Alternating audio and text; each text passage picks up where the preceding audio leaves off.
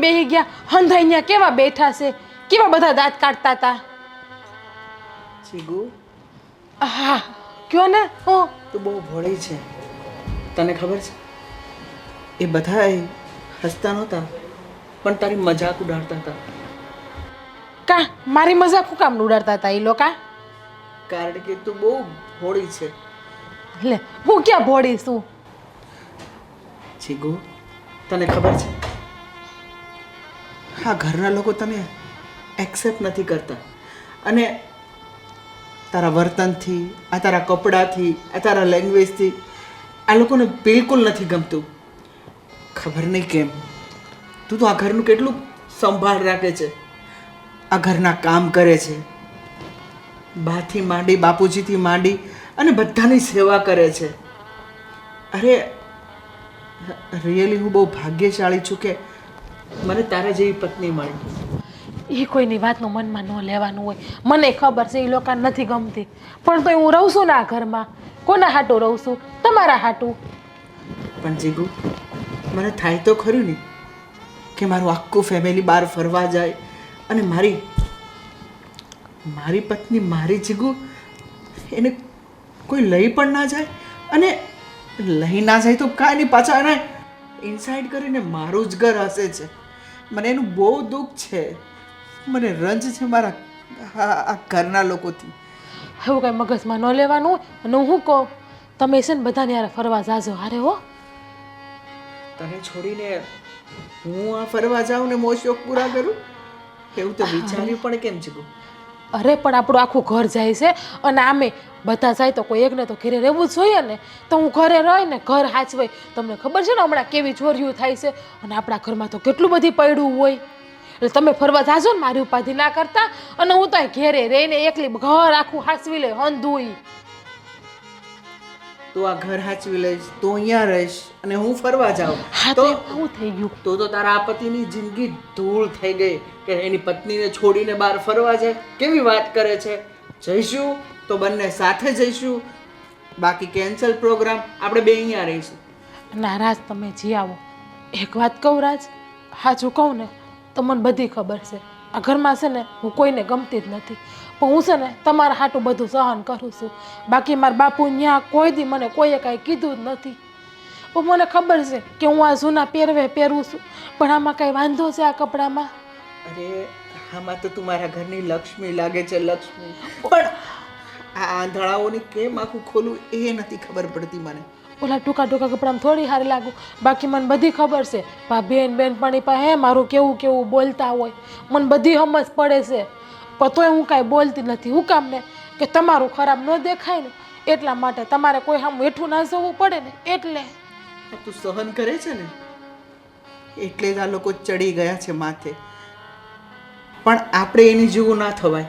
મોટા છે, બોલે, અને એમ પણ એની મરજી વિરુદ્ધ લગ્ન કર્યા છે ને, તો આપણે થોડો સમય લાગશે કે એ લોકો આપણને એક્સેપ્ટ કરવામાં. પણ કેટલો ટાઈમ? આ 6 મહિના તો થયા.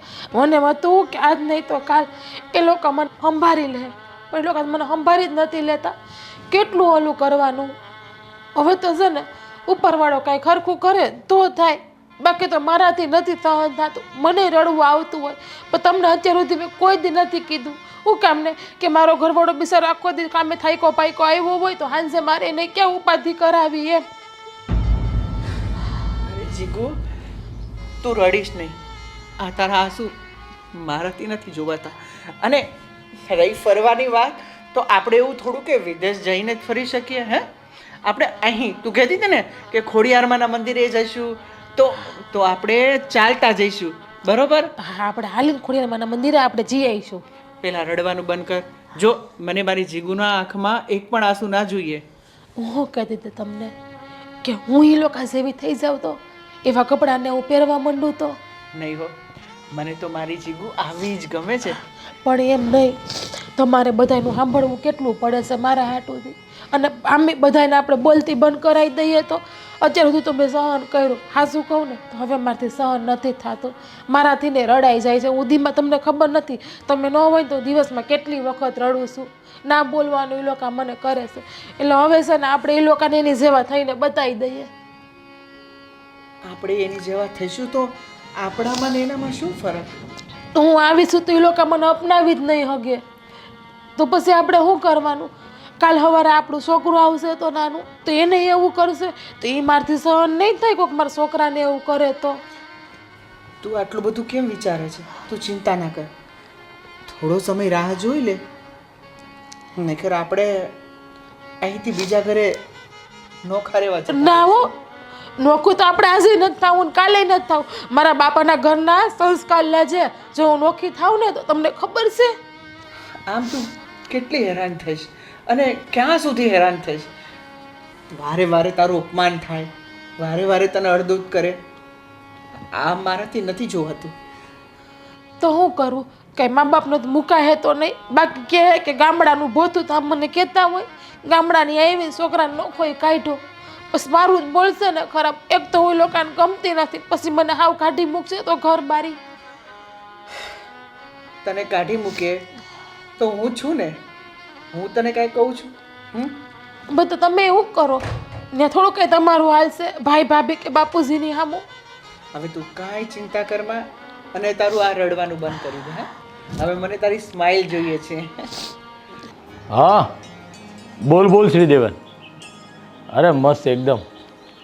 અરે નાના બસ જો અમે લોકો ફેમિલી સાથે બાલી જઈએ છીએ ફરવા. હા હા ફેમિલીમાં બધા જઈએ છીએ. તો શું યાર, અહીંયા ને અહીંયા હતું. હા મેં આપ્યું છે, પાસપોર્ટને મોકલાવી દીધા છે. હા સ્કેનર બધા ફોટા મોકલી દીધા છે. ફાઇનલ થાય છે, ડેટ ફાઇનલ નથી થઈ. હા હા ઓકે ઓકે. હા સારું. કોનો ફોન હતો? શ્રીદેવેનનો. અચ્છા, પૂછ્યું દામિનીને એ લોકો ક્યાં ફરવા જવાના છે એમ? કીધું પણ કે હજી અમારું તો કાંઈ નક્કી નથી. તમે લોકો સારું છે જયા હોય કે? પણ એ લોકો તો હાલતા ચાલતા જતા જ હોય ને. આપણે વર્ષમાં 1-2 વખત જવાનું હોય એટલે આપણને નવું લાગે એને નવું ન લાગે એમ. સાચી વાત છે, સમજી શકીએ છીએ. પણ આ શું કામના સિલસિલામાં ન નીકળી શકાય એવું થાય ને.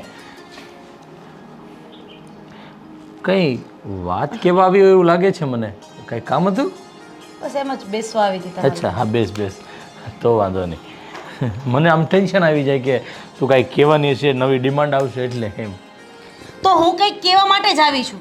એક વખત માણસ એમ કહી દે ને કે મારે કંઈ નથી કહેવું તો પાછું પૂછવાનું કે શું કહેવું છે, બોલીશ, મને તારા ચહેરા ઉપર દેખાય છે. 1-2 વખત તમે પુરુષો લેડીઝને પૂછી લેશો કે શું કહેવું છે શું નહીં તો કઈ તકલીફ નહીં થઈ જાય. અચ્છા, તો મારે બીજી વાર પૂછવાનું હતું? હા, જ્યારે હું તમને એમ કહું ને કે મારે તમારી સાથે વાત નથી કરવી ત્યારે મારે તમારી સાથે વાત કરવી હોય છે. જ્યારે હું તમને એમ કહું ને કે નીકળી જાઓ રૂમની બહાર ત્યારે તમારે રૂમની બહાર નીકળવાનું નથી હોતું. જ્યારે હું એમ કહું ને કે કંઈ જ નથી થયું ત્યારે ઘણું બધું થયું હોય છે. ઓ માય ગોડ, આ 10 વર્ષના લગ્ન જીવનમાં પહેલી વાર આ બધું મને તે ખુલાસો કર્યો તો ખબર પડી મને. આવી રીતે ખુલાસો કરતો રહેવાનો એટલે મારે કઈ વાત માનવી કઈ વાત ન માનવી એ મને બધી માનવાની જ છે, એડજસ્ટ જ કરવાનું છે. એમાં કોઈ એવું નથી કે તમે અહીંયાથી નીકળી શકશો કે અહીંયાથી નીકળી શકશો. હા એ તો લગ્ન કર્યા ત્યારથી એવું જ હોય શું? છે. હા એ તો માનવાનું જોઈએ ને. તું મારી અર્ધાંગીની છો એટલે તારી વાત ન માનું તો હું કાંઈ બાજુવાળા સંગીતાબેનની વાત માનવા થોડો જાઉં. હા, સંગીતાબેન આવ્યા નહીં? મને એમ હતું કે આપણી વાતમાં સંગીતાબેન કેમ ન આવ્યા, પણ સંગીતાબેન આવ્યા. હા હા પણ અરે કાઈ નહીં, એ તો તમારા ભાઈ યાદ કરતા હતા. સંગીતાબેન સાંભળી ગયા? હા, પછી આવું બેન. હું અહીંયા બેઠી જ ને. સંગીતાબેન આજ રવિવાર છે તો એના હસબન્ડ ઘરે જ હશે. અચ્છા હા બોલો, તો શું કહેવા આવ્યા હતા તમે? જોયું તમે અંદર પેલીનું વર્તન જોયું તમે અંદર? જોયું જ છે ને બાપા. હવે રોજે રોજની માથાકૂટ છે. હવે તો શું કરવું ને કંઈ ખબર નથી પડતી. હા, કિટી પાર્ટી મારે ઘરે ગોઠવવી છે પણ કેવી રીતે ગોઠવું, કઈ રીતે ગોઠવું? નો ગોઠવતી હો તું, અરે નો આ તો એમ ગોઠવતી. કેમ છે કિટી પાર્ટી એટલે શું? કૂતરાઓની પાર્ટી. એમાં શું કરવાનું હોય? આપણે કહીએ મ્યુઝિક તો કે મ્યુઝિક એટલે શું? આપણે એમ કહીએ કે ડાન્સ પાર્ટી તો કે ડાન્સ પાર્ટી એટલે શું? એટલે મને તો એ સમજ નથી પડતી કે હું અહીંયા કરું છું શું? એના દરેક સવાલના જવાબ આપવાના. બસ એ પૂછે એ મારે થાકી ગઈ છું ધર્મેશ એનાથી. બધું આખું ઘર થાકી ગયા છે પણ હવે એને કાઢી તો નહીં મુકાય ને આપણે ઘરેથી. એને નહીં કાઢી મુકાય પણ આપણે તો આ ઘર છોડીને જતું રહેવાશે ને. શું ગાંડા જેવી વાત કરે છે.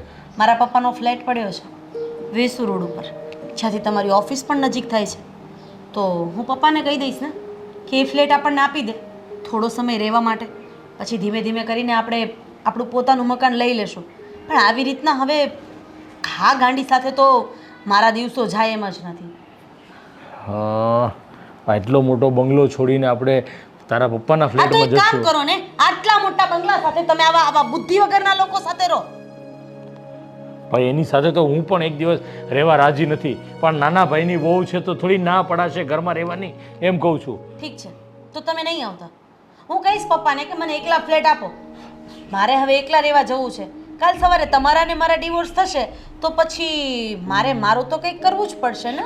શું કામ તું ગાંડા જેવી વાત કરે છે, વાહિયાત વાત કરે છે તું, આ વાહ! છૂટાછેડાની. આ વાહિયાત વાત હતી. તો પણ શું તો યાર. કામની વાત કરી તો મેં શું કાંદો કાઢી લીધો?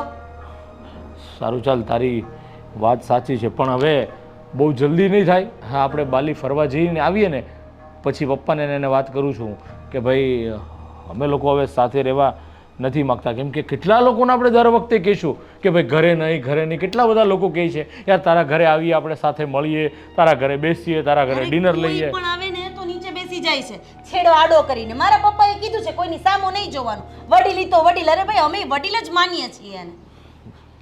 કંઈ નહીં, બાલી ફરીને આવીએ ને એટલે પપ્પા ને મમ્મીને સાથે બેસી અને વાત કરી લઈએ કે ભાઈ કા એ લોકોને અહીંયાથી અલગ કરો, કા અમને લોકોને અલગ થવા દો. દામિનીનો ફોન મારામાં. વાત કર. હાલો. હા અમે લોકો બાલી જવાના જ ને. એટલે આ દેવેને કંઈ પણ દીધું એને. શું તે ઝઘડો કર્યો? વાવ, તો તમે લોકો પણ આવી રહ્યા છો એમ ને? સરસ. અંકલ આંટી ના હોય તો એને પણ સાથે લઈ લેજે. એ તો એમ જ હોય, ઝઘડો કરીએ પછી જ હા પડે. ના કરે ઝઘડો, થોડો કરે એમાં. બાજુમાં હા એટલે હા ઠીક છે, તો હું પછી ફોન કરું. હા સંગીતાબેન. હું જઈ આવું સંગીતાબેન પાસે. સંગીતાબેન છે જ નહીં, મેં તો ખાલી જોવા માટે કીધું હતું કે તમારું ધ્યાન કેટલી ઝડપથી ત્યાં જાય છે. અરે! હું બોલું તો મારું તો સંભળાતું નથી, પણ સંગીતાબેન જેવું નીકળે એટલે આમ રોકેટની જેમ નજર ત્યાં જાય છે. શાંતિ રાખજો. એવું ન હોય. હવે આ બધું તને એવું લાગે, પણ સંગીતાબેન તો બિચારા ભોળા છે એટલે એ બોલાવે રજા હોય ત્યારે કે આવો ચા પાણી પીવાય એમ. તો હું બનાવી દઉં ને ચા? ચલો ચલો. શું કાકી શું કરો છો? બસ જો ને આ લિસ્ટ બધી આપી છે ને એના પર ટીક કરું છું કે બધો સામાન પેક થઈ ગયો છે. બસ હવે આ જે બાકી છે ને એના પર ખાલી રેડ ટીક કરી દઉં ને બેટા એટલે થઈ જાય. ઓકે. અને આ તમારા પગને કેવું છે હવે? હા નથી સારું, બહુ દુખાવો થાય છે. તને ખબર છે આ ડૉક્ટરે આપ્યું ને એ તેલ તો લગાડું છું પણ ફરક કાંઈ નથી. રાજ, હા એક વાત કહું બેટા? બોલો ને. જો ખોટું ના લાગે તો. અરે તમે મને કહેશો ને મને ખોટું લાગશે? નહીં નહીં નહીં, કયો તમારા મનમાં જે હોય ને એ ખુલ્લા દિલથી કહો. આ જીજ્ઞા નથી આવવાની, એના લીધે તું પણ નથી આવવાનું. તો તારું અને જીજ્ઞાનું મને અહીંયા અમારા બધા વગર લાગશે? સાચું કહું, મારા દિલની વાત તો નહીં લાગે કાકી, કારણ કે મારું આખું ફેમિલી ફરવા ગયું હોય અને હું અને મારી પત્ની ઘરે તો મારું મન કેમ લાગે? તો સાચું કહું ને કાકી, તો જીગુએ આ ઘરમાં બધાનો પ્રેમ લૂંટવાની કોશિશ કરી છે, અપનાવવાની કોશિશ કરી છે અને બધાનું કામ કરે છે, તો આ લોકો એને એક્સેપ્ટ કેમ નથી કરતા? હું પણ એ જ વિચારું છું કે એ બધાનું કામ કરે છે, આટલી પ્રેમથી રહે છે, આપણા પ્રમાણે ઢળાવવાની કોશિશ કરે છે, પણ ખબર નહીં કેમ બધા પ્રેમ નથી કરતા. રાજ, જોઈને દુઃખ થાય કે એના આટલા અથાગ પ્રયત્ન પછી પણ આ ઘરના કોઈ વ્યક્તિ એને પ્રેમ નથી કરતો. હું તો એ જે દિવસે પહેલી વાર આ ઘરમાં આવીને ત્યારથી જ સમજી ગઈ હતી કે અહીંયા બધાને ભણતરનું જ્ઞાન છે, કોઈને સંબંધનું જ્ઞાન છે જ નહીં. બધાને હાઈફાઈ લાઈફ જીવવી છે, પોતપોતાની રીતે સ્ટેટસ સોસાયટીને દેખાડવા માટે જીવવું છે, પોતાના માટે કોઈ જીવવું જ નથી. પણ આ જીજ્ઞા આવી અને આખા ઘરનું વાતાવરણ બદલાઈ ગયું, પણ કોઈએ એને અત્યાર સુધી અપનાવી નથી. એને આ ઘરમાં ગાંડામાં ગણતરી થાય છે. એમ કહેવાય છે કે અભણ છે, ઠોઠ છે, જ્ઞાન વગરની છે. તમને ખબર છે કાકી, મેં ઘણી વખત એને એમ પણ કીધું કે આપણે આ ઘર છોડીને બીજા જતા રહીએ, તો શું કહે છે ખબર છે? હાવ ભોળી છે. અરે મા બાપને છોડીને ક્યાં જવાના? હું તો અહીંયા જ રહીશ અને મા બાપની સેવા કરીશ. સાચી વાત છે રાજ, નસીબદાર છે તું કે તને આવી પત્ની મળી. પણ હવે મને લાગે છે કે આ ઘરના લોકોના ભાગ્યમાં જીજ્ઞાનો પ્રેમ સુખ કાંઈ લખ્યું જ નથી. એ ભોળી દીકરી છે, પણ એક સમય એવો જરૂર આવશે કે લોકોને એની કિંમત સમજાશે. આ લોકો એને સાચા દિલથી અપનાવશે અને એ સમય બહુ જલ્દી આવશે. પણ જો બેટા, સાચું કહું, મારું મન તો છે નહીં. જો હું ના પાડું ને તો મોટા ભાઈ ભાભીને એમ લાગશે કે હું એ લોકોની વિરુદ્ધ ગઈ છું, એટલે મારે જવું પડે છે. તારા કાકા અહીંયા હાજર નથી. જો એ હાજર હોત ને તો એ પણ બે શબ્દ બોલત. કાકી, તમે અમારી ચિંતા ના કરો. તમે શાંતિથી અને હળી મળીને ફેમિલી સાથે જાઓ, અને અમે આ ઘરને પણ સંભાળી લઈશું અને નાની મોટી જગ્યાએ કંઈ ફરી આવશું પણ. સારું, કાંઈ વાંધો નહીં. સારું, તમે તમારું પેકિંગ કરો. અને તમને કંઈ જોઈએ છે? ના ના, કાંઈ નથી જોઈતું, બધું પેકિંગ થઈ જ ગયું છે. પણ હા, આ જીગુ શું કહેતી હતી મને ખબર? કે તમારા માટે થેપલા બનાવ્યા છે. પણ એ કાકી, તમને પગમાં દુખતું હતું ને? હા. તેલ કે બામ લગાડી દઉં કાંઈ? ના ના, કાંઈ નથી લગાડી દેવાની જરૂર. તું તારું કામ પતાવ અને તારામાં ધ્યાન આપ. હું મારું જોઈ લઈશ. બધું કામ તમે હા જોવો કાકી બેઠા છે, જીરીક તો ફરમાવ. અરે તું 100 વર્ષની થવાની છે. કા તમને કોઈ યાદ કરતું હતું? અરે હું ને કાકી હમણાં તારી જ વાત કરતા હતા અને એમાં તું આવી. લે, મારી હું તમે વાત કરતા હતા? બસ કંઈ નહીં જીગો, એમ જ. તું નથી આવવાની ને એનું દુઃખ અફસોસ કરતો હતો, એટલે મેં કહ્યું કે તું ચિંતા નહીં કર, તું અને જીજ્ઞા અહીંયા સાથે ફરી આવજો. અમે ખોડિયારમાંના મંદિરે ને મોગલમાંના મંદિરે બંધે જઈ આવીશું, અને એમાં કાંઈ ચિંતા, હા એમાં કાંઈ ચિંતા ન કરવાની હોય. એ હા હા, એમાં ચિંતા ન કરવાની હોય. તમે બેહો અને તમારા હાટુ ગરમ પાણી આપી જાઓ પગ રાખવા. ના ના બેટા, તું છે ને તારું કામ પતાવ, હું મારું જોઈ લઈશ. અને કદાચ મને બહુ દુખાવો થશે ને તો હું તને આવીને કહીશ કે મને માલિશ કરી દે. તો મને કહેજો, હું તમને પગ દબાવી દઈને બામે લગાડી દે, કહીને તમને. બાકી શું ને બાજરાના લોટને હળદર ગરમ કરીને તમને લગાડી દે પગમાં, એટલે હાવ તમને મટી જાય પગ. એ સારું સારું. હા જો રાજ, તને અને જીજ્ઞાને કહું એક વાત કરું. અમે લોકો તો બાલી જઈએ છીએ, આઉટ ઓફ કન્ટ્રી, પણ તમે લોકો તો અહીંયા ઇન્ડિયામાં ને ઇન્ડિયામાં તો જઈ શકો ને. સિમલા, મનાલી, ગોવા કે કોઈક એવી જગ્યા કે જ્યાં તમારા મનને મજા આવે ને શાંતિ મળે.